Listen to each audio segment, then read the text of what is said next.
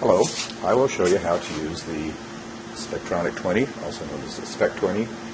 This is an instrument that when you put a sample into the probe, as we will do in a minute, it shines light through the sample and measures how much of that light gets absorbed and how much gets transmitted at various wavelengths. So there are a couple of different settings. First of all, you can change the wavelength. Right now it's set for 400 nanometers. Using this big knob on top, we can set it anywhere within a range of about 400 to 700 nanometers, maybe a little bit on either side. Let's go ahead and set it for 560. It's a little sensitive. You have to be careful how you turn the knob. There we go, right at 560. Okay, once you have the wavelength set, then there are a couple of things you need to do. First of all, you need to tell the instrument what it looks like when nothing is passing through the sample. In other words, 100% of the light gets blocked. We want the transmittance, which is the mode it's set for right now, to be 0. Now, these instruments are set up such that when there is nothing in the probe, no tubes of any sort, that there is a blocker that goes down. In fact, let's listen. When we put a sample in, can you hear that when you put a sample in, you remove the blocker? When you take a sample out, that blocker comes down. What that means is that with nothing in the probe, the transmittance should be 0. It should be transmitting 0 light. Well, right now the number is minus 4.2. We're going to use this knob on the left to set the 0. So we're going to move it clockwise a little bit until we get to 0. It's very sensitive. So turning it just a little bit. There we go. That's right at 0, and you can see the negative sign there is flashing, which means it's going back and forth between 0 and negative 0, which means it's right at 0. So that's we've got the transmittance, the 0% transmittance set.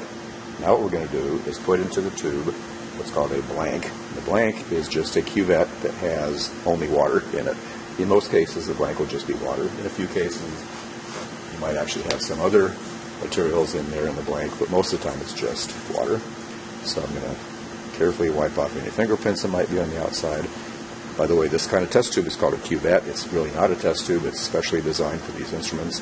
And there's a logo on the side. You want that logo to be pointing towards you. There's a little ridge right on the edge of the probe there. You want that ridge to line up with the logo. Then you stick it in and close the door. Now it's reading essentially over 100% transmittance. Now we have to tell it that this is what it should look like when it's 100% transmittance, so we're going to use now the right-hand knob and turn it down quite a bit until we get to 100.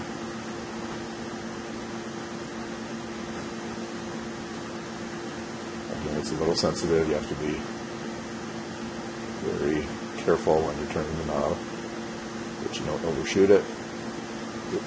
Keep going back and forth.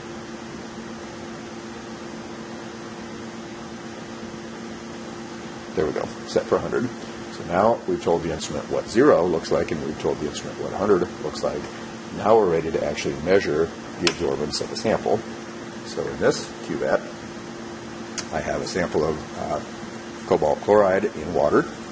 And again, I'm going to carefully wipe off any fingerprints that might be on the outside and stick it in. And there's two different readings we can take. One is the percent transmittance. So this particular sample is reading 62.6% transmittance, so it's transmitting more than half the light, 62.6%. But I'm going to change the mode now to absorbance, and the absorbance reading is 0.204, and that's really the number that's more important is the absorbance rather than the percent transmittance. It's a log factor of the transmittance. Anyway, that's how you use the Spec20. Now, one thing, we should go back and recheck the 0, and we recheck 100% occasionally. But if you change the wavelength, then you really do need to reset the 0 and reset the 100% transmittance each time you change the wavelength. Thank you for your attention.